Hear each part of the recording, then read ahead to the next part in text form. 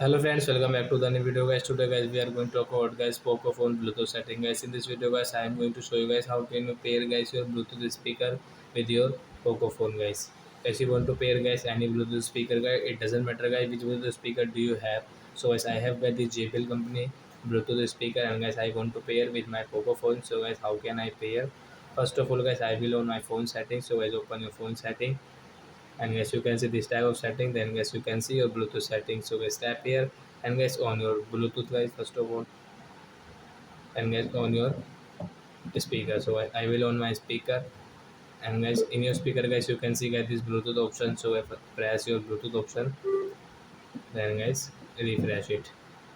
So after refresh guys you can see guys your Bluetooth speaker name. So as you can see guys my Bluetooth speaker name is JBL Go speaker. So I will tap here to pair. Then guys you can see this, it will pair automatic guys, you will have to only click. So then guys you can use guys your Bluetooth speaker while watching, like while listening song like that.